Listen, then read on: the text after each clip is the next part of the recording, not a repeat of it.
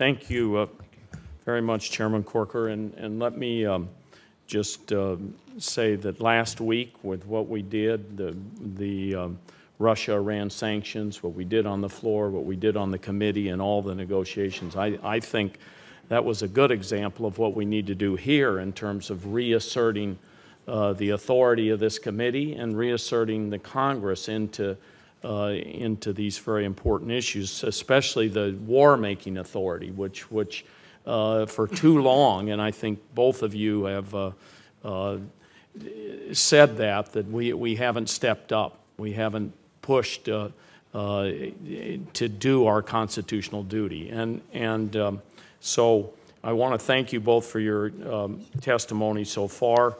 Like some of my colleagues, I was in Congress in 2001. And I voted for the 9/11 AUMF to authorize military action against Osama bin Laden and al-Qaeda and their allies, including the Taliban. I would have never imagined that vote supporting U.S. troops in Syria in 2017 in engagements with the Assad regime. And I don't think anyone else did either. And we have this, as we're speaking, I think we have another drone being shot down. But we had this contact with a Syrian jet. How do you all view Mr. Bellinger, I'd like you to, the legality of doing that under these current circumstances when we're in Syria without an authorization?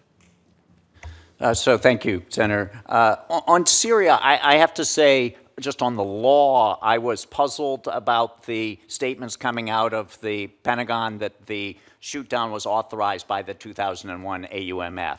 And I hope that they will clarify that. I think the President may well have Article 2 authority constitutionally. I don't know all the facts, but he may have decided it was in our national interest to shoot down the plane. But it's hard for me to see that Congress, by authorizing the use of force against organizations and nations and groups that committed the 9/11 attacks, authorized the use of force against Syria. So you would say questionable legality at this point, if not outright? Well, the President may well have constitutional authority. He has broad constitutional authority to use force that's in our interest, and it may well have been in our interest. But it's harder for me to see that Syria was one of the nations that committed the 9/11 attacks, or is associated with them, or is a co-belligerent with them. Yeah. Please. I would just like to add, the other piece of this that's clear in Mr. Bellinger's answer is the lack of transparency. Even going back to the strike against Assad, against the air base related to chemical weapons use, I don't think we've ever seen, at least I'm not aware of, a legal justification for that. It may well be defensible, but we haven't seen any legal basis. I think Congress should be insisting on seeing these war power filings, in whatever means possible to get the legal basis that is being used. There may be a very defensible way they're framing it, but we wouldn't know because we're not being told. Yeah. Ms. Hicks, on the issue of a sunset, I didn't hear you say what your position was on that, because I wanted to ask a question on that. Yes, I believe in a sunset. I think it's an appropriate way in which to ensure that you're adapting with the threat and keeping Congress and thus the public engaged in the discourse over use of force. So that's one of the issues you two disagree on, and in some respect, I would think, is on a sunset. And let me just add a question to this. When we've considered these authorizations of force, I've added sunset provisions, and the reason for doing that is looking at the history of where we are today. I mean, what in fact has happened is Congress hasn't stayed engaged. And so one of the ways for Congress to be engaged is you say, you're going to come back and look at this in 3 years, or you're going to come back and look in 2 years.